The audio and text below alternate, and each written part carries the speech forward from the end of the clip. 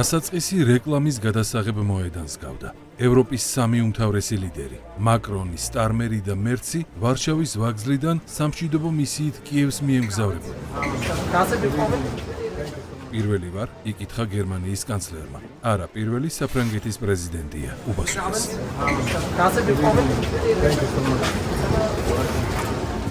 მაკრონი მატარებელში მასპინძლის ამპლუაშია. მას ატომური ბომბი აქვს და ევროპას ბირთვული ქოლგის გადაფარებას პირდება. შესაბამისად, მთავარი როლიც მისია.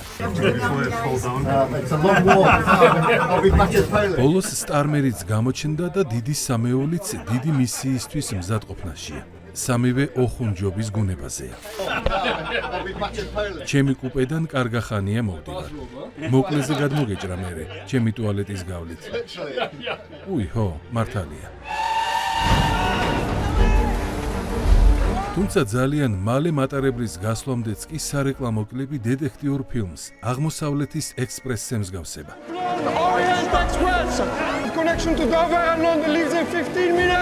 მატარებლის გასვლამდე 15 წუთში კამერების წინ დიდი სკანდალი დატრიალდა. ჯერ იყო მერცმა მოჰკრა თვალი საგანს, რომელიც კოკაინის შესაყნოს კოვს გავდა და ხელში დამალა. და მაშინვე მაკრონიც დაფაცურდა. თეთრი ფერის ობიექტი ჯერ მკლავის ქვეშ დამალა, შემდეგ კი უკანა ჯიბეში ჩაიცურა.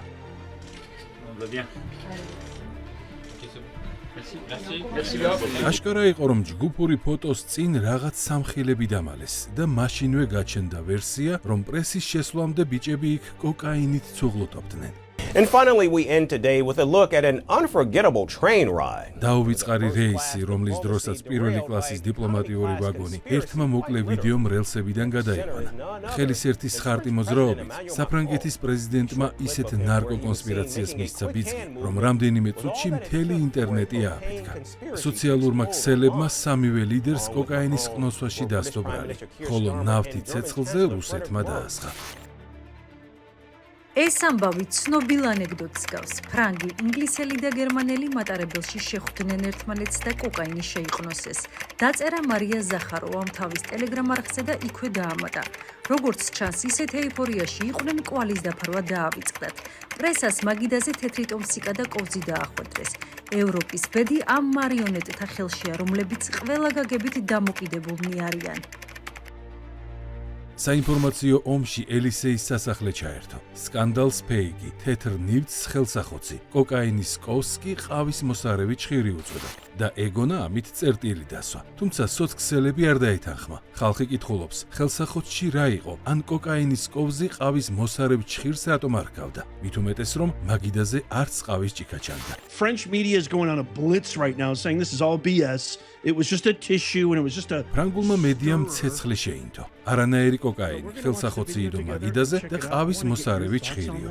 გადიდებული ფოტოებიც დადო, თუმცა სულტყუილად. საკმარისია მერცისა და მაკრონის სახეებს შეხედო, რომ რა დამალეს, კითხვა აღარ გიჩნდება. ამიტომაც დაპოსტა იმავე დღეს ტრამპმა. on his face. ჩემი მომდევნო მხილება ერთ-ერთი ყველაზე მნიშვნელოვანი იქნება და ვფიქრობ სახალისოც. ძალიან სამარცხინო სკანდალია და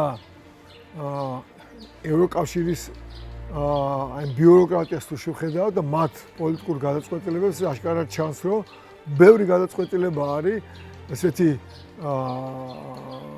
არაფხიზელ მდგომარეობაში მიღებული და ნარკოტიკული ნივთიერებების მოხმარებას კითხვის ნიშნებს ბადებს ზოგადად ადამიანებში, რომ შეიძლება მსგავსი რამ დაშვებული იყოს კონკრეტული ლიდერებისათვის და ეს არ მგონია შემთხვევითობა იყოს. აღმოსავლეთის ექსპრესზე არც მისტერ პუარო იყო და არც მის მარბლი, თორემ ხალხს ამდენი შერლოკ ჰოლმსობა არ დასჭირდებოდა. და პრინციპში არ სჭირდება. კოკაინის ექსპრესი უკვე სალაღობო თემად იქცა. პრეზიდენტო მაკრონ, რა გაქვთ ხელში? რა დაფქვილი? რაღაც უნდა გამოვაცხოთ. და ცხვირი რატომ გაქვთ ფქვილში? მერცს გლუტენზე აქვს ალერგია და შესამოწმებლად დაგვასე. კანცლერი მერცი ხელში რას მალავს? ეს ხომ ფქვილის მოსაზელი კოვზია. და როდის უნდა მოზიდოთ? მზელავი უკრაინაში. ბატონო მაკრონ, ეგ ფქვილი კოკაინს უფრო ჰგავს. ყველას ეხგონია, მაგრამ არა არის კოკაინი. ეხლა ვიღაცამ ხომ მოუტანა ეს და ვიღაცა მოუტანა ვიღაციდან იყიდა ხო თავისთავად ცხადია ანუ პრეზიდენტს ყავს თავისი სპეციფიკურ ტერმინს ვიხვალ თავისი ამღები თავისი გადამყიდველი თავისი მყიდველი და მომტანი ყოველ დაუშვებელია განსაკუთრებით ხელისუფლების წარმომადგენლების მხრიდან ასეთი შხამების მოხმარება და ეს კიდევ უფრო უნდა იყოს მკაცრად გაკონტროლებული და კაცრად შეფასებული, ვიდრე ვთქვათ მოქალაქეების მიერ ნარკოტიკების მოხმარება და ზოგადადაც თუ პირი არის ნარკომომხმარებელი ან ყოფილა ნარკომომხმარებელი, მის მიმართ უნდა არსებობდეს შეზღუდვები თანამდებობებზეც.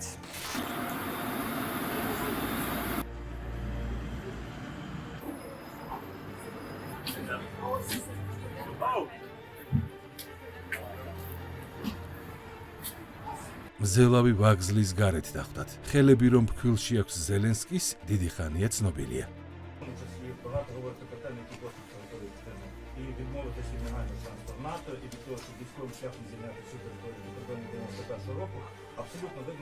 ხე ნაყოფით შეიცნება. აი ახლა მაგალითად ზელენსკიმ რომ არ გაიკეთოს ნარკოტიკები რო არ მიიღოს იგი ისედაც ის ბოროტიტაკი მასხარაა რაც იყო ესმის და იმას ყოველ დღე გული ფეხის თითებში წოუა გახსოვთ რა იუსდელა ტრამპთან ლაპარაკის დროს ამას ვერ გაბედავს ის ოპიუმი თუ რაღაცა რო არ კონდეს მიღებული და ამიტომ იღებენ იგენი არიან არაკაცები რა პატარა კაცები და ამიტომ იღებენ drug addiction in the study in narrow circles. დაზუსტებით შემიძლია ვთქვა, რომ პაციენტი კოკაინის მომხმარებელია და მოკლე ხანში ეს კიდევ უფრო შესამჩნევი გახდება. მე რასაც ვუყურებ, ეს არის კოკაინზე სრულად დამოკიდებული ადამიანი. პაციენტი რეგულარულად ისრეს ცხვირს, რაც ცხვირის ღრუს ქიმიური გაღიზიანების შედეგია. კიდევ ერთი ნიშანი ხმის მუდმივად ჩახლეჩაა, რასაც კოკაინის ხშირი შესუნთქვის გამო ტრაქეას გაღიზიანება იწვევს. პაციენტი სულ უფრო ზრდის დოზას, რადგან სხვა შემთხვევაში აპათიიდან ეიფორიაში გადავა, რაც სხეულის იმპულსებს აისახება. ანუ იქ დაბრუნდებაო, საიდანაც დაიწყო.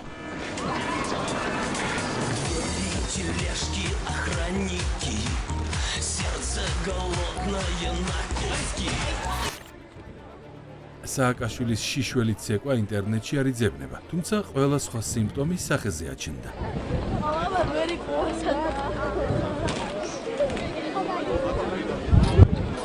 ჩვენ თავზე გამოვცადეთ ხო ის საშიშროება რომელიც სააკაშვილის რეჟიმსთან ახლდა.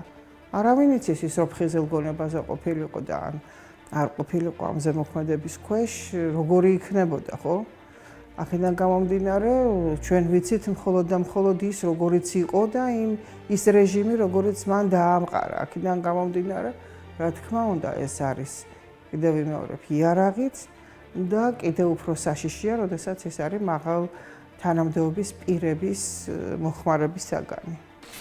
ბევრი მიიჩნევს, რომ კოკაინის ჩვევა Deep State-ის მარიონეტთა ერთი საერთო ნიშანია და ეს შემთხვევითი სულაც არ არის.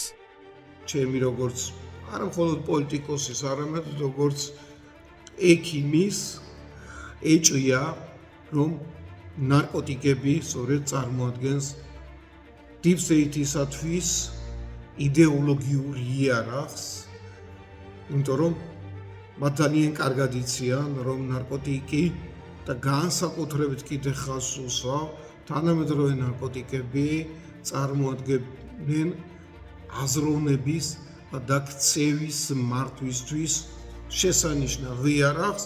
იარაღს, რომელიც არა მხოლოდ მარიონეტი ჩინოსნების სამართავად არის ეფექტიანი, არამედ ხალხისაც. შემთხვევითი არ იყო, რომ USAID ასობით მილიონს ავღანეთში ოპიუმის პლანტაციებსა და ჰეროინის წარმოებაზე ხარჯავდა, რაც ტრამპის ადმინისტრაციამ გამოავლინა. Funds for the production of opium. The primary ingredient ფონდები იყო გამოყოფილი ოპიუმის მოსაყვანად და ჰეროინის საწარმოებლად ავღანეთში, საიდანაც ფინანსურ სარგებელს თალიბებიც იღებდნენ. 2024 We spent 2024 წელს USAID-მა $534 მილიონი ამერიკელი ხალხის ფული დახარჯა ავღანეთში, სადაც მისი პარტნიორი ცნობილი ტერორისტი ჰაკანი იყო. მსგავსი მოცულობის ფონდები ამ პროექტზე ყოველწლიურად იყო გამოყოფილი და მასში ხელი ჰქონდათ ჩაყოფილი ISIS, ალ-ქაიდას, რომლებიც თავის მხრივ ტერორისტთა ბანაკებს აფინანსებდნენ. რატომ უღირდა USAID-ს ტერორისტებთან გარიგება და ჰეროინის მასობრივი წარმოება? იმიტომ რომ ამ იაფ ნარკოტიკს შემდეგ ლიბერალიზმის ეგიდით მთელ მსოფლიოში ავრცელებდა და ხალხის ტვინების სამართავად იყენებდა. სტეიტი ეწეოდა კულტივაციას ოპიუმის ავღანეთში და მას შემდგომ რაც შეერთებულმა შტატებმა დატოვა ავღანეთი, თალიბებმა დაიწყეს ოპიუმის პლანტაციების განადგურება, რითაც აშკარად ცხადი გამოჩნდა, რომ შეერთებული შტატების ეს ნაწილი ხელისუფლების deep state ეწეოდა სწორედ ნარკოტიკების უკანონო კულტივაციას და მერე მთელ მსოფლიოში მის გავრცელებას. სხვადასხვა კამპანიებს აწარმოებენ, სხვადასხვა ცრუ იდეოლოგიას ავრცელებენ. მათ შორის ერთ-ერთი, რა თქმა უნდა, არის ადამიანის იდენტობის და მეს გაქრობა და ყველაზე კარგი გზა იმისათვის, რომ გაქრეს იდენტობა, რა თქმა უნდა, ის არის, რომ დამოკიდებული გახდეს, მძიმედ დამოკიდებული გახდეს კონკრეტულ ნივთიერებაზე და ამ დამოკიდებულების შემდეგ მის მართვაც, რა თქმა უნდა, გამარტივდება, იმიტომ რომ მას არაფერი სხვა სურვილი აღარ დარჩება, გარდა იმისა, რომ მიიღოს კიდევ და კიდევ ეს კონკრეტული თხრობის საშუალება და ამას ხედავთ სამწუხაროდ თელს მსოფლიოში. იცით რა, ნარკოტიკების მოქმედება ადამიანებზე არა ჯანდაცვის მიმართულებით, არამედ სხვა მიმართულებით, როგორ იქნას შეიძლება გამოყენებული, ალბათ ამის ბევრი მაგალითი ექნება დღეს ჯანდაცვის სისტემას, თუმცა პოლიტიკური გავლენების გამო მისი ასე გამოტანა გარემოში გამოაშკარავება ალბათ ნაკლებად ხდება. სამაგიეროდ ცნობილია გავრცელების ციფრები და მასშტაბი, რომელიც აჩვენებს, რომ ავღანეთიდან, რომელზეც მსოფლიო ჰეროინის წარმოების 90% მოდის, ასობით ტონა ნარკოტიკი ევროპის ქვედა სოციალურ ფენებში ხდება და მას გონებრივად აჩლონგებს. განსაკუთრებით კი სწორედ იმ ქვეყნებში, რომელთა მარიონეტე ლიდერები მატარებლის სკანდალში გაეხნენ. საშუალო და მაღალი ფენებისთვის კოკაინი, ხოლო დანარჩენებისთვის deep states ჰეროინი აქვს. ეს გათვლილია ორივე საზოგადოებაზე, ელიტურ საზოგადოებაზეც მართვა და ხალხის გამოყენება და უფრო ნაკლებად ელიტურ საზოგადოებაზე ნაკლები შესაძლებლობების, ფინანსური შესაძლებლობების მქონე ხალხზე. ამიტომ ორივე ნარკოტიკი არის ნარკოტიკის რეალიზება და მოხმარება არის მნიშვნელოვანი deep state იქნება ეს თუ იმ ძალისთვის, რომელიც ფიქრობს, რომ სოფლიო მართვაში უნდა მიიღოს მონაწილეობა და უნდა მართოს მსოფლიო. ნარკოდამოკიდებულებით შესაძლებელი ადამიანის მართვა. მართვა, იმიტომ რომ როდესაც მას აქვს სურვილი უკვე რომ მიიღოს ეს საშუალება, აკეთებს იმას, რასაც არ გააკეთებდა სხვა ადამიანი, რომელიც დამოკიდებული არ არის და ეს არის ერთგვარი საშუალება მათ შორის ერების მართვისა.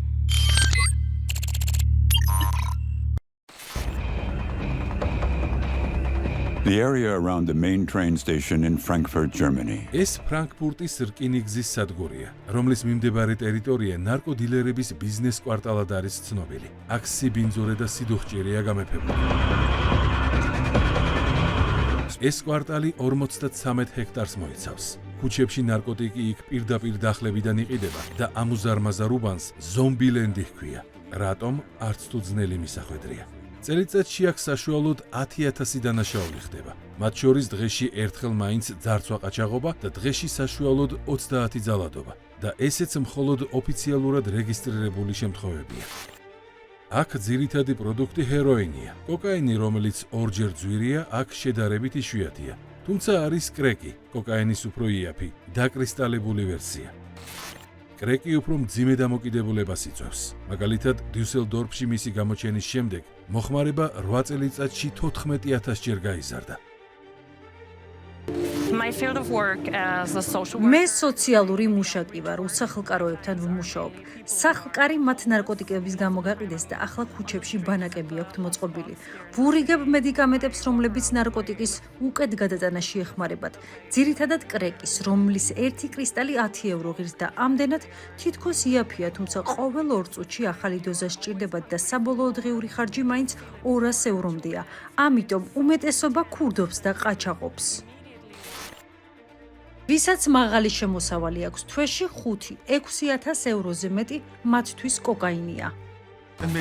Getting cocaine in Berlin is კოკაინს გერმანიაში ისევე მარტივად იყიდი, როგორც სიგარეტს, როცა გინდა და სადაც გინდა. These are heydays for cocaine dealers. ნარკოდილერებისთვის აქ 64-ია, მათ შორის იოანასა და მაქსისთვის, ბიზნესის 6 წლიანი გამოცდილება. See how the business is changing.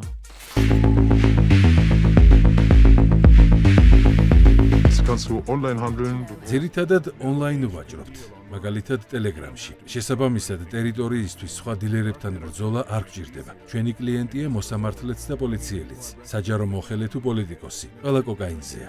გერმანიაში კოკაინის ყნოსვა იგივეა, რაც ამერიკაში ყავისმა.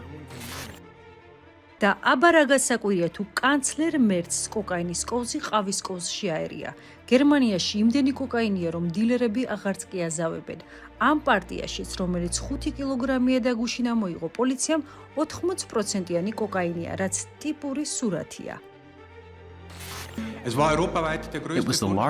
ეს კი ჰამბურგში რეიდის დროს ამოღებული 16 ტონა დაფასოებული კოკაინია, რომლის საბაზრო ღირებულება 2 მილიარდ ევროს აღემატება, თუმცა ბაზარს არაფერი დატყობია, არც მოთხოვნას და არც მიწოდებას. ჩვენ გრამს 50 ევროდ ყიდულობთ და 2 მაგ ფასად ვყიდით.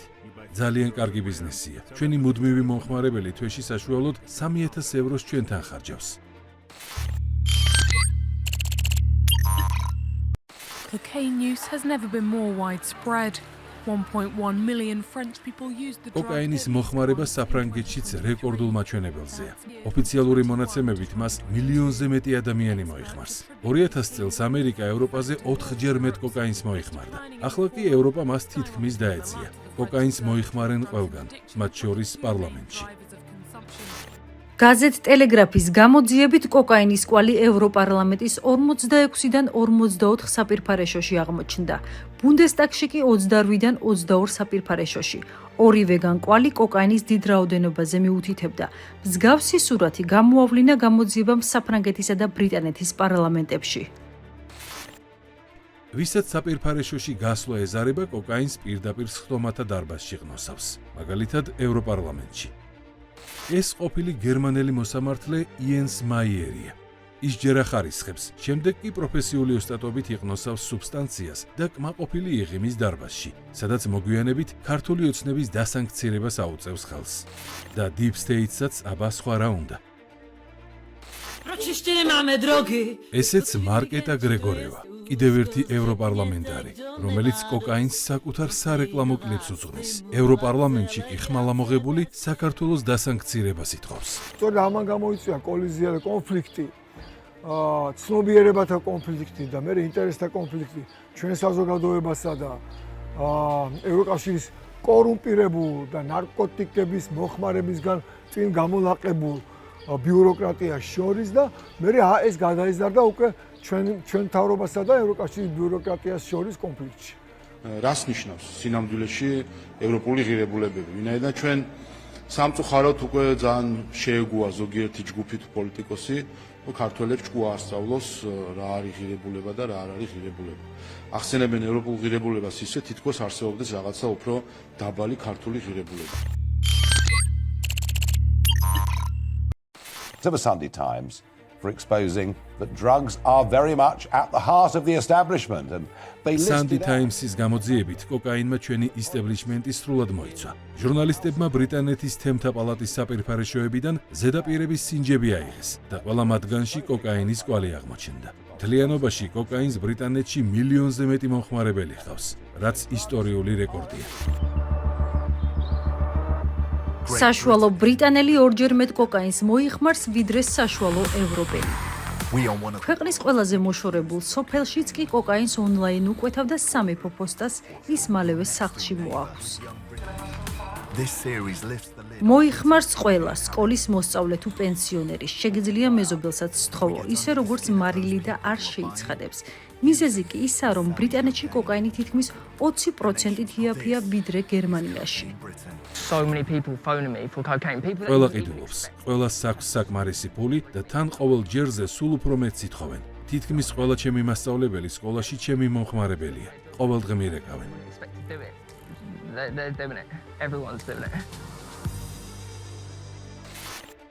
უფრო ფართო სურათის შესამოწმებლად ამ ცოტა ხნის წინ ლონდონში ასეთი კვლევაც ჩატარდა. მე ახლა კანალიზაციიდან საანალიზო ნიმუშს ვიღებ. აქ ორგანიზმიდან გამოყოფილი ფლუიდებია და ვნახოთ თუ შეიცავს კოკაინს. ეს ქალაქის ცენტრალური კოლექტორია. შესაბამისად, ამ ბოთლში რამდენიმე მილიონი ლონდონელის საშუალო სითხეა. The wastewater. The cocaine using this apparatus here. აღებული სინჯები ქალაქის ერთ-ერთ მსხვილ ლაბორატორიაში შემოწმდა როგორც ქიმიური, ისე სპექტრალური ანალიზით, როგორც კოკაინის, ასევე სხვა ნარკოტიკების შემცველობაზე და პასუხიც მზად არის. So here we go. Here's our results. ამ დიაგრამაზე ყველა ნარკოტიკის შემცველობაა. ISP კი კოკაინია და საკმაოდ დიდი დოზით არის წარმოდგენილი. არადა ნიმუშები ორშაბათსავიღე, ანუ კლუბების ფაქტორი გამოირიცხება. ამ პრობლემის ძალიან ღრმათაა გაშვებული მეტასტაზები საქართველოში და თქვენ გახსოვთ საქართველოში იყო მცდელობა ნარკოპოლიტიკის ლიბერალიზაციის, ლეგალიზაციის, სხვათა შორის ამას ხელისუფლების წარმომადგენლებშიც ყავდა მაშინ მხარდამჭერები, მაგრამ ძირითადად შემადგენლობამ მაშინდელი საპარლამენტო უმრავლესობისა მას ხარი არ დაუჭირა. თემა Deep State-ის მიერ მისივე მარიონეტების მეშვეობით იყო შემოგდებული და არაერთ შედეგზე იყო გათვლილი. პროექტს სათავეში ექს-პრემიერი გახარია ედგა. თავისუფლების მოედანზე სასულიერო პირები მრევლთან ერთად სამების საკათედრო ტაძრიდან საპროტესტო მსვლელობით მივიდნენ. საქართველოს ეკლესია მხარს არ დაუჭერს, ეკლესია ჩვენი მოსახლეობა მხარს არ დაუჭერს ცოდვის დაკანონებას ჩვენს ქვეყანაში.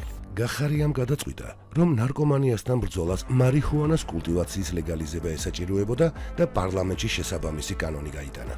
შინაგან საქმეთა სამინისტროს გააჩნია და შეუძლია ეფექტურად განახორციელოს კონტროლი არა მხოლოდ მოხმარებაზე, არამედ კულტივაციაზეც. მსგავსი რეგულაციებისთვის აუცილებლად უნდა შეიქმნას სპეციალიზირებული სააგენტო რეგულატორი, რომლის ფარგლებშიც მოხდება როგორც სალიცენზიო პირობების დადგენა კონკრეტულ შემთხვევებში და კონკრეტულ პირობებში, ასევე სხვადასხვა სახის საქმიანობებზე იქნება სხვადასხვა ლიცენზიები. ლიცენზიები მარიხუანას პლანტაციებზე, ასევე მარიხუანას გადამუშავებასა და რეალიზაციაზე. გახარია ირწმუნებოდა, რომ შედეგად საქართველო აშენდებოდა და გაბრწყინდებოდა, თუმცა ეკლესიამ ურყევი უარი უთხრა. ჩვენ ვთხოვეთ ჩვენს ხელისუფლებას, ჩვენ პარლამენტს, რომ გაწეული იყოს ეს კანონი მარიხუანას კულტივაციის. სქემაში გირჩი ჯაფარიძეც ჩაერთო თავისი ლიბერალური პოპულიზმით. მე ხელში მიჭირავს კანაფის თესლი, რომელიც არის ჩამოტანილი ოტობაიადან. ეხლა ავიღებ ქოთანს. ეს არის თესლი, რომელსაც ჩავაგდებ. მე თქვენს თვალწინ იდეაში ეხლა დავარგო კანონს, როგორც კი დავიწყებ კულტივაციას და დავასხავ მასზე წყალს. რაცა მოვიდაგე რაღაცა. პოლიტიკოსები რო გირჩი ქვია, ხო? და როგორ ბინძური კამპანია წამოიწყეს ამ იმასთან დაკავშირებით რა? ნარკოტიკების გავრცელებასთან დაკავშირებით. და თითქოს ესე იგი მოიგეს ვიღაცების გული. არაკაცურად რო იტყვიან რა ბოროტი განსრახვი თითქოს ამით პოპულარობას მოიპოვებდნენ. ვიცით ეს საითაც არის გამიზნული მსგავსი დამოკიდებულება რას ქმნის ადამიანებში, რომ ერთიან მასად გადააქცევს, მართვად მასად გადააქცევს ამ ადამიანებს და მათი შეცვლილი ფსიქოლოგია კიდე ადვილი სამართავია პოლიტიკური თვალსაზრისით. არავის არ ეგონოს, რომ არსებობს სუბუქი ნარკოტიკი, რაც ხშირად გვესმის საზოგადოებაში, არც ერთი ნარკოტიკი საბოლოო ჯამში არ ტოვებს ადამიანს დაზიანების გარეშე. აზიანებს როგორც ჯანმრთელობას, ისე მის ფსიქო-ემოციურ სტატუსს. ნარკოტიკების მოხმარების პროპაგანდა და LGBT პროპაგანდა ეს არის მთავარი იარაღი, მთავარი ინსტრუმენტი ქვეყნების ოკუპაციის, ანუ ქვეყნების დაპყრობის და დამონების. მას შემდეგ, რაც LGBT პროპაგანდა აიკრძალა, ქართული ოცნება ახლა Deep State-ის მიერ თავს მოხვეულ ნარკოლიბერალიზაციის აღკვეთას შეუდგა. და იგივე ჩვენი მიტინგები და აქციები, რომელიც მიმდინარეობს და იქ ჩვენ ვხედავთ გაბრუებული საზოგადოების საკმაოდ სერიოზულ ნაწილს, რაც იმაზე მეტყველებს, რომ ეს ადამიანები მოქმედებენ არა ფხიზელი გონებით და რა თქმა უნდა ეს არის მართვის იარაღი. და ეს არა მარტო საქართველოში, ყველა ქვეყანაში ეს არის მართვის იარაღი. ეშმაკის გავლენით, შვილო, ეშმაკის გავლენით იქ დიდი ფულებია თან და ყველანაირად ითრევენ ადამიანს, გესმის? ითრევენ ადამიანს. და ჩვენ ქართველები ხო ხედავთ, თავზე ხელაღებული ხალხი ვართ, კაი გაგებით. დიდება ღმერთს ჩვენი ხელისუფლებაც როგორ კარგად იქცევა ახლა. სისხლის სამართლის კოდექსში ცვლილებები დამტკიცებულია ნარკოდანაშაულისთვის სასჯელი გამკაცრებული. სახელმწიფო ნარკორეალიზატორებს უკომპრომისო ბრძოლას უცხადებს. ცვლილებების მიხედვით გათვალისწინებულია სავალდებულო მკურნალობაც. არაფერი შეიძლება იყოს უფრო ანტიეროვნული, ანტიქართული, ვიდრე ლიბერალური ნარკოპოლიტიკის შედეგად გამოწვეული ძალიან მძიმე შედეგი. დაუნდობელ ბრძოლას ვაცხადებთ ნარკორეალიზატორების მიმართ და კანონი მკაცრდება, ძალიან ხშირ შემთხვევაში მათ მოუწევთ უბადო პატიმრობაც. ევროპა კი ისე არის შეპყრობილი უკრაინაში რუსეთის დამარცხებით, Deep State-ის ამ შეუსრულებელი მისიით, რომ სახლში ნარკომანიის ეპიდემიას ვერ ხედავს და არც პრევენციას ცდილობს. ან იქნებ ხედავს, მაგრამ მაინც არ ცდილობს, რადგან Deep State-ს მთელი ევროპის ზომბირება უნდა, რომლის მოდელი დიუსელდორფის ზომბილენდია. შვებულია ნარკოტიკები და ნარკომოხმარებლები არავის არ აინტერესებს, მათ აინტერესებთ მხოლოდ რაც შეიძლება მეტი ნარკოტიკი გაიყიდოს, ეს იმიტომ რომ ფინანსურად მომგებიანი არის გამკროლული ჯგუფებისათვის და ამავდროულად ეს არის კარგი მართვის საშუალება კონკრეტული ერებისა და ქვეყნებისა. გვეუბნებიან, რომ ეს არ უნდა იყოს შეზღუდული ნარკოტიკების წინააღმდეგ ევროპიდან მოდის სწორედ ის, რომ ამისი შეზღუდვა არის ადამიანის უფლებების შეზღუდვა, მას ეკუთვნის თავისი თავი და როგორც უნდა და რაშიც უნდა ამას გამოიყენებს.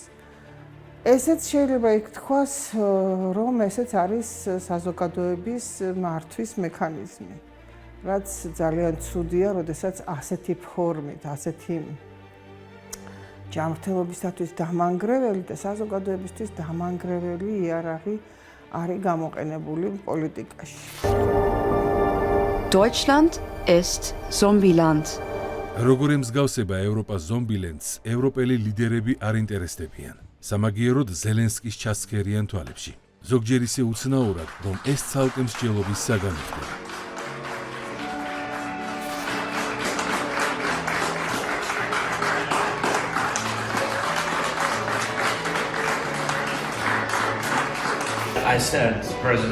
ვეუბნები პრეზიდენტს, ამდენი სითბო გადამეტებულია მეთქი, მაგრამ არ იშლის. მადლობა უკრაინელი ხალხის სახელით. არ იშლის და კისერშიც კოცნის. ვინ რისი ზემოქმედების ქვეშაა, ვინ იცის. Check out this clip right here. უბრალოდ შეხედეთ მაკრონისა და ზელენსკის ამ ვიდეოს. მაკრონი ლამის შეახტეს ზელენსკის. საკუთარ ცოლთან ასეთი სითბოს მეასედეც კი არასდროს გამოუჩენია.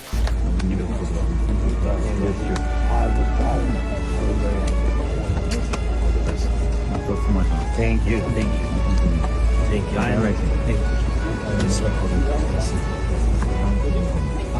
I get the whole French thing, you know, I get the whole მის ფრანგული ვნება, ჩახუტება, ყველაფერი, მაგრამ ეს მართლა წრე გადასულია. ოცნა კისერში, შემდეგ სამმაგი გადახვევა, ემოციური მიშტერება თვალებში.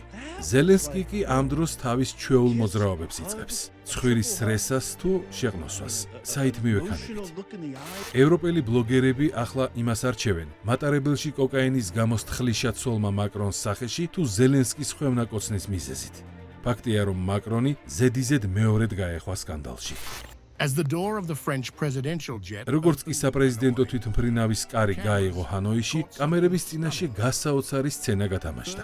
პირველმა ლედიმ ბრიჯიტ მაკრონმა სახეში სთხლიშა პრეზიდენტ მაკრონს, რომელმაც კამერების დანახვაზე მისალმების უსუსური ჟესტი შეასრულა. Lady Brigitte Macron პრეზიდენტი მაკრონი აშკარად არ ელოდა ამას, თუმცა ვითომაც არაფერი მომხდარა, თვითმფრინავიდან დაიწყო ბუნებრივად ჩამოსვლა. თუმცა არ გამოუვიდა. ხელი გაუწოდა ბრიჯიტ მაკრონს ხელკავისთვის, თუმცა მან არ მიიღო და ორივე კიბის მოპირდაპირე სახელურს ჩუმად ჩახვა.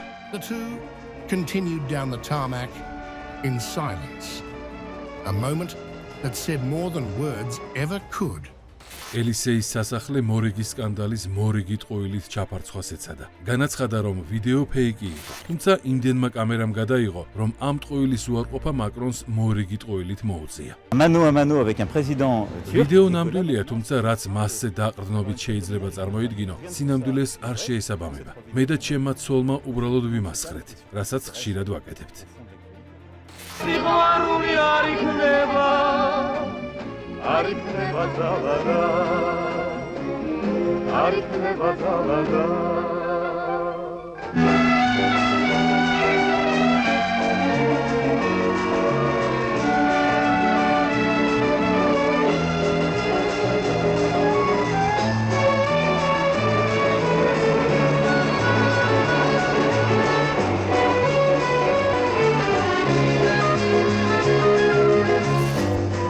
ამდენი აშკარად ყოილის შემდეგ სოციმედია სულ უფრო მეტად იჯერებს, რომ მატარებელში მაკრონი კოკაინს ყნოსავდა, რის გამოც და ასევე ზელენსკისთან კოცნაობის პასუხად ბრიჯიტმა მას სილა უთავაზა, თანაც ორივე ხელით. მათთვის ეს ღირებულებები იყო უბრალოდ ინსტრუმენტი იმისათვის, რომ როგორც საკუთარ ქვეყნებში, ისე თავიანთი ქვეყნების ფარგლებს გარეთ და განსაკუთრებით პოსტსაბჭოთა ქვეყნებში დამოეპოვებინათ საკუთარი ძალაუფლება. ამის მეშვეობით საზოგადოების განწყობები, მიმხრობა და შემდგომ ეს გამოეყენებინათ თვითონ ამ ქვეყნებისა და ხალხების წინააღმდეგ. ვფიქრობ, რომ დროა რომ ყველას შევახსენოთ, რომ აქ არავინ არ არის სკოლის მოწაფე, გამოცდები აქ არ არის ჩასაბარებელი არ აქვს. ქართულ ხალხს საკმარისად აქვს თავისი დამოუკიდებლობისთვის და სუვერენიტეტისთვის ყველანაირი გამოცდა ჩაბარებული. მოკლედ, საით მიექანება ევროპა ან ევროპული ფასეულობებიდან შემორჩა კიდევ რამე თუ არა, ვერავინ იტყვის. მაკრონი, სტარმერი თუ მერცი კი ამ დროს საქართველოს არ იგებენ ჭკუას და თითს უქნევენ სწორად არ იქცევიო. ევროპაზე გარკვეული პასუხისგებლობა გვაქვს ჩვენ, იმიტომ რომ ანდრია პირველწოდებული საბერძნეთში მოკლეს. პირველი 6 ეკლესია, რომელიც დაარსდა, რომელებას დამოუკიდებლობა მიიღო, ეს იყო რომი, კონსტანტინოპოლი, იერუსალიმი, ანტიოქია, ალექსანდრია და საქართველო. აქედან მხოლოდ საქართველო იყო, რომელიც იმპერიის საზღვრებს გარეთ იყო. ესმის? და ჩვენ ვზივართ, ჩვენი პატრიარქი ზის, ჩვენ კი არა, პატრიარქი ზის, ანდრია პირველწოდებულის ტახტზე. თუმცა Deep State-ის დღევანდელ მარიონეტებს ევროპაში არც ისტორია აინტერესებთ და არც ქრისტიანული მორალი. მათ საკუთარი ჰეგემონიისთვის საქართველო პაიკად უნდათ და ვინც ამას მიართმევს, იმას ჩაეხუტებიან. ისერშიც აკოცებენ და მილიარდებსაც ჩაუჯიბავენ. კოლექტიური ნაცი იქნება ის LGBT თუ ნარკომანი. თუმცა ვერც ერთი ამას ვერ ახერხებს და ისე ჩანს, რომ ვერც ვერასდროს მოახერხებს.